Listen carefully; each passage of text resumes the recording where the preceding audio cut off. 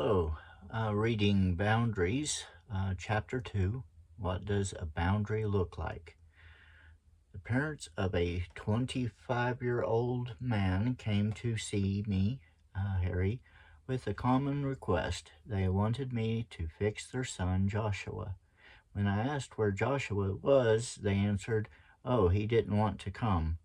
"Why?" I asked. "Well, he doesn't think he has a problem," they replied.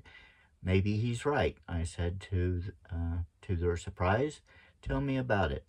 They recited a history of problems that had begun at a very young age.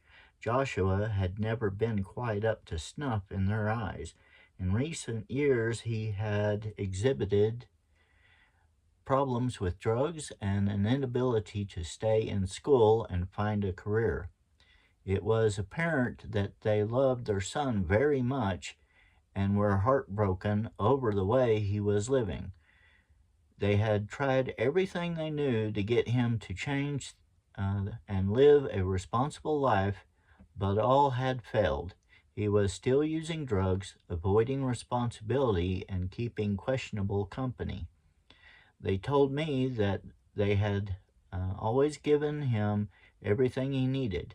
They supported him financially, at school so he wouldn't have to work and he would have plenty of time for study and a social life. When he flunked out of one school or stopped going to classes, they were more than happy to do everything they could to get him into another school where it might be better for him. After they had talked for a while, I responded, "I think your son is right. He doesn't have a problem." You could have mistaken their expression for a snapshot. They stared at me in disbelief for a full minute. Finally, the father said, "Did I hear you right? You don't think he has a problem?" "That's right," I said. "He doesn't have a problem. You do. He can do pretty much whatever he wants, no problem. You pay, you fret, you worry, you plan, you exert energy to keep him going. He doesn't have a problem because you have taken it from him. Those things should be his problem, but as it now stands, they are yours. Would you like for me to help him to have some problems?"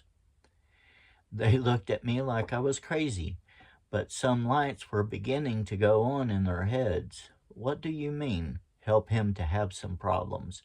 his mother asked. "Well," I explained, "I think that the solution to this problem would be to clarify some boundaries so that his actions cause him problems and not you." "What do you mean boundaries?" the father asked. "Look at it this way. It is as if he's your neighbor. He never waters his lawn, but whenever you turn on your sprinkler system, the water falls on his lawn. Your grass is turning brown and dying, but Joshua looks down at his green grass and thinks to himself, 'My yard is doing fine.' That is how your son's life is. He doesn't study or plan or work, yet he has a nice place to live, plenty of money, and all the rights of a family member who is doing his part. If you would define the property line a little better, it would fix the sprinkler system so that the water would fall on your lawn, and if he didn't water his own lawn, he would have a little to live in the dirt. He might not like that after a while. As it stands now, he is irresponsible and happy, and you are responsible and miserable. A little boundary clarification would do the trick. You need some fences to keep his problem out of your yard and in his, where they belong. Isn't that a bit cruel just to stop helping like that?" the father asked. "Has helping him helped?" I asked. His look told me that he was beginning to understand. invisible property lines and responsibilities. In the physical world, boundaries are easy to see. Fences, signs, walls, moats with alligators, manicured lawn, and hedges are all physical boundaries. In their different appearance, we give the same message. This is where my property begins. The owner of the property is legally responsible for what happens on his or her property. Non-owners are not responsible for the property. Physical boundaries mark a visible property line that someone holds the deeds to.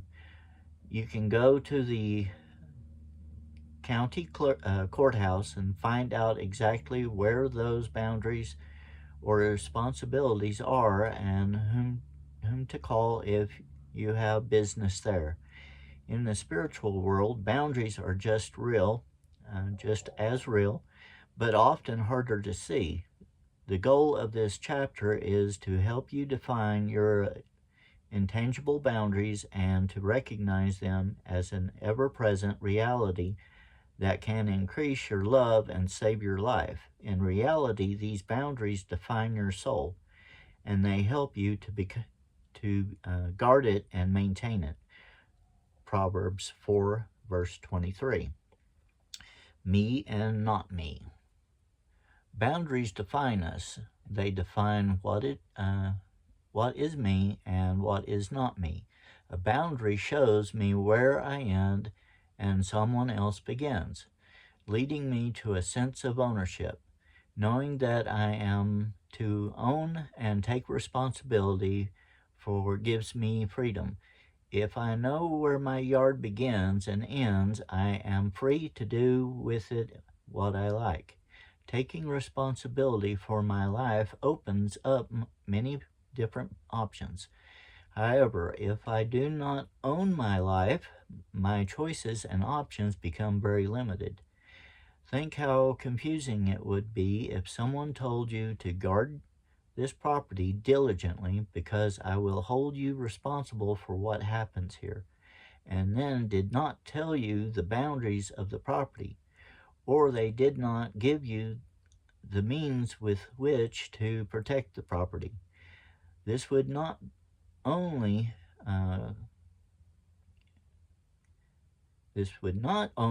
confusing, but also potentially dangerous. This is exactly what happens to us emotionally and spiritually. However, God designed a world where we all live within ourselves. That is, we inhabit our own souls, and we are responsible for the things that make up us. Each heart knows its own bitterness, and no one else can share its joy. Proverbs 14, verse 10. We have to deal with within what is in our soul, and boundaries help us to define what that is. If we are not shown the parameters or are taught wrong parameters, we are in much pain. The Bible tells us clearly what our parameters are and how to protect them, but often our family or other past relationships confuse us about our parameters. In addition to showing us what we are responsible for, boundaries help to define what is not on our property and what we are not responsible for. We are not, for example, responsible for other people. Now here are we commanded to have other control, although we spend a lot of time and energy trying to get it. 2 and 4. We are responsible to others and for ourselves. Carry each other's burden, say Galatians 6, verse 2. And in this way you will fulfill the law of Christ. This verse shows our responsibility to one another. Many times others have burdens that are too big to bear. They do not have enough strength, resources, or knowledge to carry the load, and they need help, denying themselves to do for others what they cannot do for themselves. Is showing the sacrificial love of Christ. This is what Christ did for us. We did what we could not do for ourselves, or he did what we could not do for ourselves. He saved us. This is being responsible too. On the other hand, Galatians 6 verse 5 says that each one should carry his own load. Everyone has responsibilities that only he or she can carry. These things are own particular load that we need to take daily responsibility for and working out. No one can do certain things for us. We have to take ownership of certain aspects of our life that are on our own load. The Greek word for burden and load gives us insight into the meaning of these texts. The Greek word for burden means excess burdens, or burdens that are so heavy that they weigh us down. These burdens are like boulders. They can crush us. We shouldn't be expected to carry a boulder by ourselves. It would break our backs. We need to help with the boulders. Those times of crisis and tragedy in our lives. In contrast, the Greek word for load means cargo, or the burden of daily toil. This word describes the everyday things we need to do. These loads are like knapsacks. Knapsacks are possible to carry. We are expected to carry our own. We are expected to deal with our own feelings and behaviors, as well as the responsibilities God has given to each one of us, even though it takes effort. Problems arise when people act as if their boundaries are daily loads and refuse help, or as if their daily loads are boundaries they shouldn't have to carry. The result of these two instances are either perpetual pain or irresponsibility. Lest we stay in pain or become irresponsible, it is very important to determine what me is, where my boundary and responsibility is, and where someone else's begins. We will define what